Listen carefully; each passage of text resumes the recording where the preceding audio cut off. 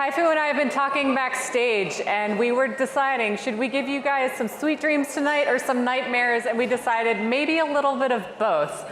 We have a lot to discuss, what the future looks like, what we're building right now and how it will impact us in the future. So really excited for this conversation. Kai-Fu, thank you so much for being here. Thank you, Allison. So you've said AI is the biggest breakthrough for humanity. It is also the final step to understanding ourselves. So I'm curious, Kai-Fu, why do you think that? And what exactly does that mean, to understanding ourselves? I think I wrote that in my PhD application in 1983. And yes, at the time I thought, once we figure out once we build an AI, we'll know how we think. And that was what drove me to go into AI. At the time was basically AI winter. But what I found out today is I think we can build something much more powerful than human. Not necessarily AGI, but much more powerful than human. And it doesn't have to follow exactly our brain.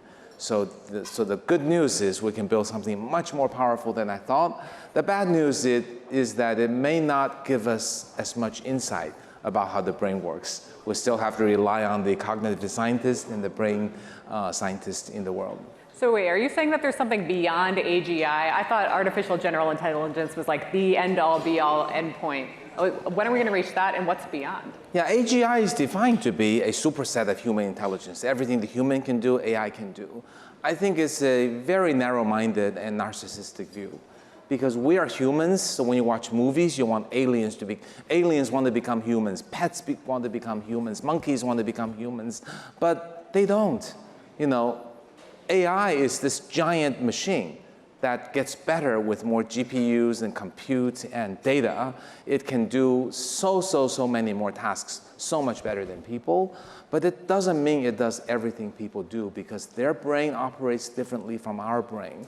You know, we don't compare, marathon runners with cars, right? And I don't think we need to compare AI with us, even though it is exhibiting a lot of intelligence. So I'm certain, so if we look at what can humans do and what can AI do, 5 years ago, humans can do a lot, AI can do a bit. There's some overlap. And today, what AI can do is gotten larger than what humans can do, but it's not a complete superset. I think in the next 2 to 3 years, if the human circle of what human capability is this big, the AI will be the size of Earth. But it still may not do what everything we can do. It may not have awareness, love, empathy, compassion, or other skills. So something superhuman, greater than us all, that has no compassion. It sounds like a great world we're building. Great. And it can fake compassion. Yeah. Oh, God. Oh, boy. OK, so we have a lot to discuss. You have startups. You have a startup you're running. You are a VC, have been investing for years. You've also worked at just about every major tech company under the sun, who's a leader in AI. So lots and lots to dig into there. But first, I want to talk about 01.ai, okay. Your startup, of which you're the CEO and the founder. Yeah. Spun up about exactly a year ago. You had no team. Today, you're $1 billion valuation. No revenue? Some revenue? Some revenue. Some revenue. Some revenue, on track for revenue. More revenue. So what is it, and what is its place in this AI world? I felt that people in China cannot access ChatGPT. Actually, many of you may not know this, but OpenAI blocks China from ability to access. So I feel that China shouldn't be left out of this revolution.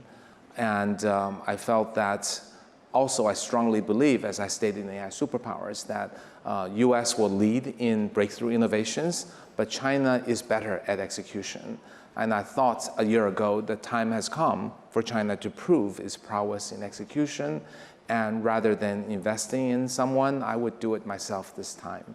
So that was the initial attempt. The other is kind of a frustration that the field is moving toward more closed. Despite its namesake, OpenAI is not open at all. It's probably the most closed company in the world, even compared with Google and Grok and Meta and others. So I felt, we need to work with academics. We want to work with open source community and entrepreneurs and people like yourselves, and that we should not only make AI work great and make it create value, but also make it accessible to everyone. And if the best company in the bunch is closing all of its technologies, never open source, don't publish, then we can't engage and bring in all the brilliant people in the world. So we decided we would also take an open approach, which is a bit unusual because, US is known to be, American companies are known to be more open than Chinese companies, but we've taken an open approach.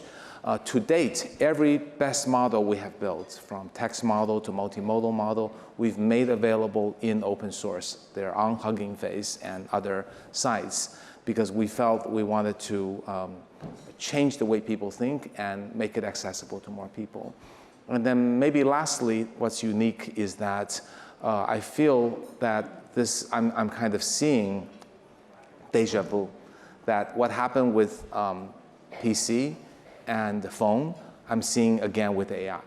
I know people love to talk about AGI, but practically speaking about making money, it's very analogous, right? PC was creating a stack from CPU to operating system to applications, and then to servers and to cloud, and then to the end user and to business and to C and to B. Basically, that whole stack made Microsoft the amazing company and made them an incredible amount of money. And the phone more or less did that for Google and Apple. And I think the same opportunity exists. But I feel a lot of the LLM companies out there are run by researchers who care only about making a great model. And I think that science fair phase needs to end. No matter how much brilliance and great demos you make, at some point there is a point of reckoning when investors are going to say, what do you have to show for yourself? What's your P&L? What's your revenue? What's your growth? When do you break even? And I've learned a lot of that myself, having been a researcher from the beginning. But now that I've been a VC for 14 years, I feel like I can make this thing make money. So we're not spending a lot of time on it, but we're building the company with the ambition that this company will have infrastructure, model, applications, and also data working as a stack. And we've come up with a number of ways which we think in the future will make money. And we don't do it because we want the money, but we do it because we see the need to continue to raise money to afford our GPUs. And we want to do it by not creating a bubble or promising the moon or through demos. We want to do it through actual revenue growth and profit over time. Sounds very expensive. Sounds like something venture capital alone cannot fund. I mean, you have Google with gazillions of dollars at their disposal, Meta as well. I mean, how do you even compete in that world? To give you an example, when you think about GPUs and models, most of you probably just think, okay, they've got so many GPUs, then they can do great. But actually, Google has over 2,000 people just in its DeepMind division. And those 2,000 people are competing for GPUs and resources. And Google's approach is let 100 flowers bloom. And that's why OpenAI leaped ahead by betting on one approach with as much less GPU than Google had years ago. Now they both have a lot. So I think the approach we think is we want a very small AI modeling team and a very large infrastructure team. Because if you have too many researchers and a culture where everybody can try ideas, you'll quickly run out of money as a startup, as you said. But if we're very focused, we want these researchers to read every paper, to understand every technology, to discuss things theoretically, argue from first principles, and then build some experiments to fight it out. And then before we really spend the expensive GPU, we will have either reached consensus or I would have to make a decision.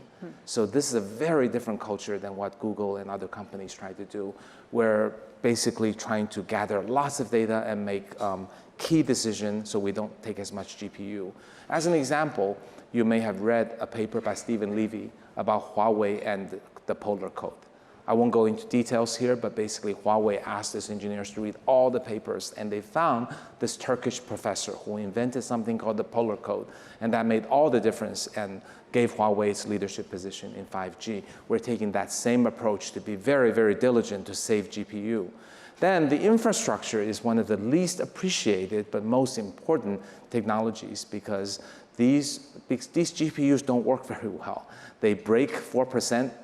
4% of the time each GPU breaks. So if you have a cluster of 10,000 GPUs, half of your month is gone because the cluster, every time a GPU goes down, the whole cluster goes down. You've heard Jensen Huang talk about how Blackwell has ways to recover. Well, we can recover today by patching H800s that we have in the company. And also, there's a metric called MFU, which measures the model flop utilization. Most LLM companies are around 40%. Google, NVIDIA are slightly better, but we're at 63%. So we basically, I truly believe that necessity is the mother of innovation. And the necessity for a poor company like us compared to a Google OpenAI force us to be diligent about the approach to take, to be decisive about which approach to take, and also to build a large infrastructure team to reduce the cost of compute because we just don't have that many. Got it. Okay, well, big journey ahead. You're also called the tech prophet, so I want to get some prophecies here from you while I have you. Okay. But let's look back. You've written 2 books, both sort of predicting the future in their different ways. Superpowers was sort of the US versus China and who will win. Who will win? Where are we now? Where are both? And were you right? The last answer to your last question is, of course, yes. The prediction I made in my book was, first, data is the new oil. That makes all the difference. And I think, look what generative AI is, right? Take all the data in the world to train using generative as a way to solve the objective function problem. Second prediction in the book was that US was better at innovation, breakthrough. China was better at execution. And we saw that in the earlier AI days. And in the recent Gen AI, I think we're just about to see it. I think we'll have to see how this works out. But certainly, taking my company as an example, we were 8 years behind a year ago. Now we're probably less than 1 year behind of the top American company. So at least so far, we've been executing. Of course, the last 1 year is the hardest, right? Because think about what OpenAI has achieved in 1 year. So we don't view it in any kind of a hubris or taking for granted. But we have closed the gap because we did execute better in the past year in my company and in other Chinese companies. So I believe in that still. The other point I made was, well, when can US have an unassailable advantage over China? And the point I made in the book was when the technology became invented by some corporate company, by some corporate entity, not academics, because academics will publish, and that corporate entity chooses to stop publishing, which we are seeing now. So it's definitely plausible that US can extend its leadership because OpenAI and to a lesser extent Google have stopped publishing. But we'll see. So are China and the US headed on different paths here? Will they even be competitive in their respective AI markets, or will there be the China option for the world to engage with on AI and the US version? And then if that's the case, how the heck do you regulate this all if they're separate things?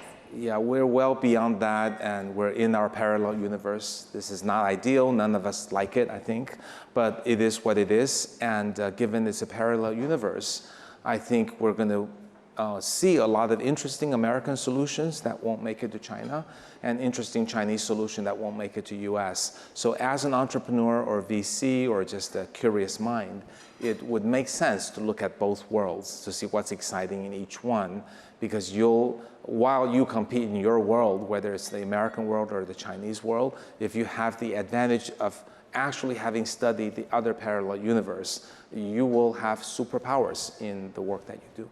But we don't have any unrealistic expectation that US and Chinese AI companies will actually compete in the same country, unless it's in a small number of countries that are friendly with both countries.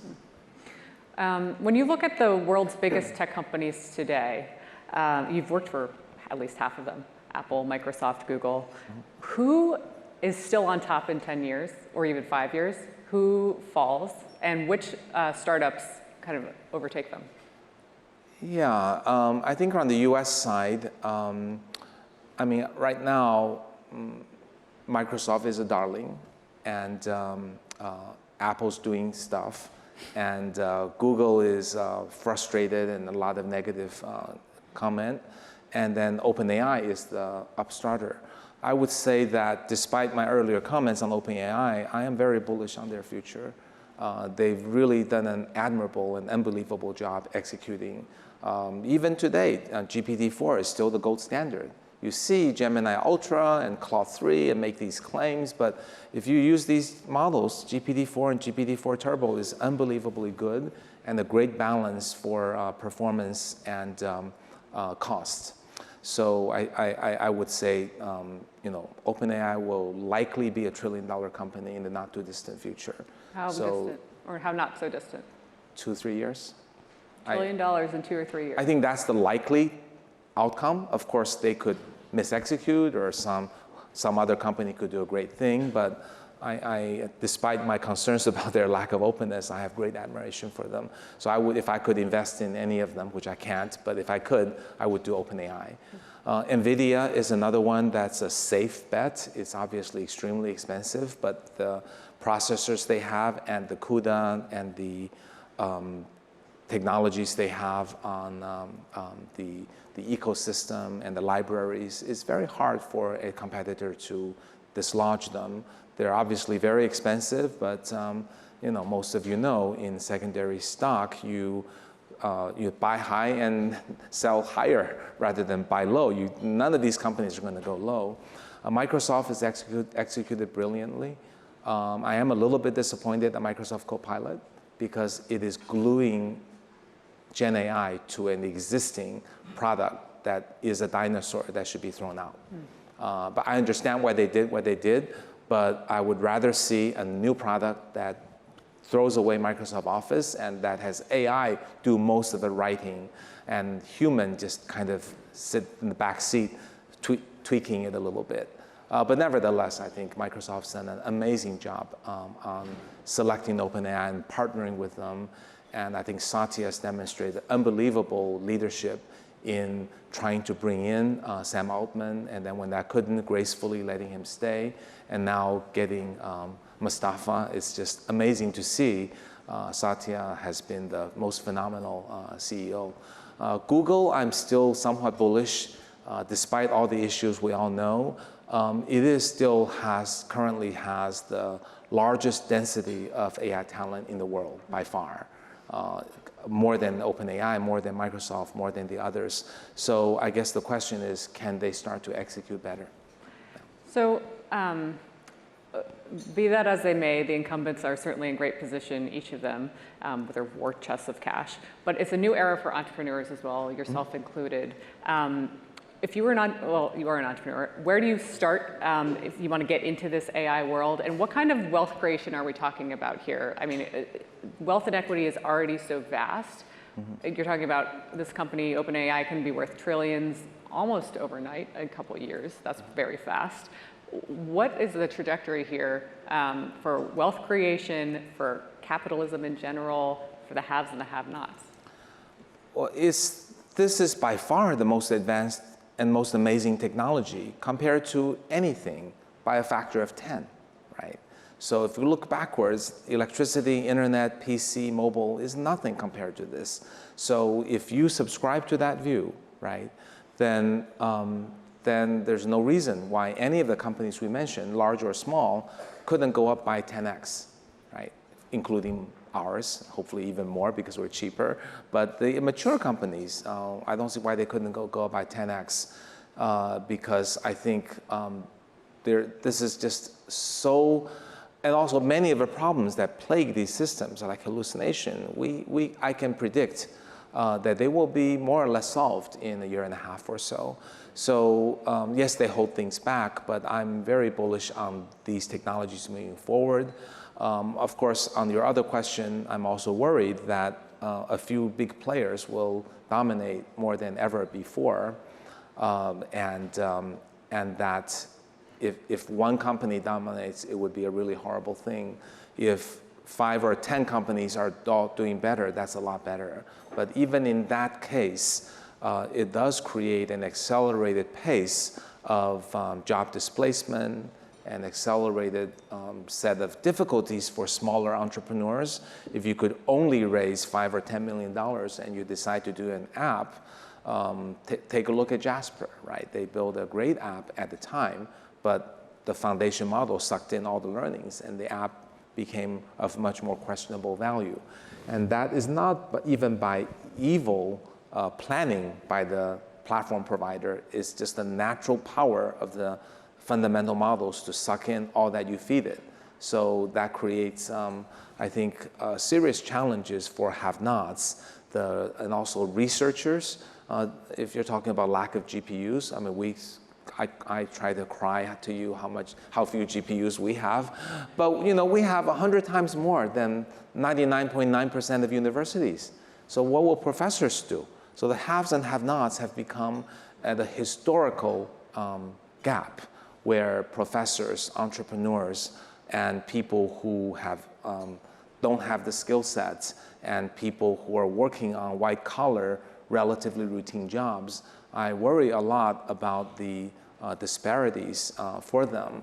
And that's, again, why on 01.AI I chose by making this great technology accessible as our mission. And the underlying emphasis is on the word accessible, because I think all of us should do what we can to avoid the case of an extreme haves and have-nots. And job displacement, I think we all know this is coming. You had said around 2017, you thought in 10 to 15 years, about 40 to 50% of all jobs would be replaced by AI. Yeah. Is that still an accurate timeline in your opinion? What the heck is everyone going to do when they don't have a job in 3 years, if so? It's actually uncannily accurate. People have criticized me for being too aggressive in the 2017, 18, 19. And I was a little nervous at the time, but when Gen AI came out, I think everybody's on the bandwagon and believing that is the correct pace. And I think the white-collar jobs will go a lot faster. Blue-collar job may be a little slower because more people are shifting to the software-only displacement. And I think it's a very, very significant problem. And I think finally some governments are waking up and realize they have to do something about this. And in my AI 2041, I outlined a number of creative, maybe not necessarily workable solutions that was intended to get people thinking. So get a copy of the book. So we've got a lot ahead. Somehow we're out of time and we need to let these people eat. But the one question I do want to leave everybody with is, can we get some hope here? How should we prepare our kids to live alongside machines? Right. If this is what's coming and it's coming fast, let alone all of our jobs, we need to be thinking about how to work this in and help employees and help everybody. But what do we do for our kids when they say, what should I be when I grow up? Yeah, I think first thing we all have to do and influence all the people around us is to stop this nonsense about kids are using ChatGPT to cheat. Right? This is not cheating any more than using Word or Photoshop. The kids, when they go into the workplace, are going to be measured based on the final output of their work. They're not going to be measured on, well, did you use ChatGPT? Did you use Google search? So I think we need to encourage people to harness AI and use all the tools so that they can be the best that they can be. And also, it's a great guide to what things they can aspire to and what things are not worth following. I think that's incredibly important, is to harness, embrace AI, and stop trying to catch people cheating. This is not cheating. This is producing great output. It's not any more cheating than Fortune journalists using Microsoft Word spell checking, or a Fortune photographer using Photoshop. This is ChatGPT. It's a tool. Everyone should use it and learn from it. and embrace it. And the second thing is that I think there needs to be a belief that there is something unique about our humanity. I continue to hold out that we have a soul, the machine never will, that we have compassion and empathy. We have emotions and the ability to love.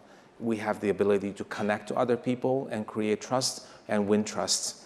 And that all of you know as successful people in your companies, your success is built more than anything, more than your technical skills, more than your business skills. The most important skill that I tell any young people for the last 20 years is that winning trust from other people is most important. And winning trust is about authenticity, about teamwork, about sharing, and it's about high EQ, not just the IQ. So I believe in that holds out something that we can all embrace. You don't have to be a genius to have a high EQ. You don't have to be a genius to love and be compassionate. And in both of my books, I talk about that as the essence of our humanity. And I continue to believe it. Do I think AI can fake it? Yes. Do I think people will accept the faking AI, at least for the next 50 years? No. So that's long enough for your kids to survive and figure out the next step for their kids. Okay, our kids will survive and they'll figure out something else later. Thank you so much, Kai-Fu. I wish this had been an hour. It was such a pleasure chatting with you. Thank you, Alice. Enjoy your meals.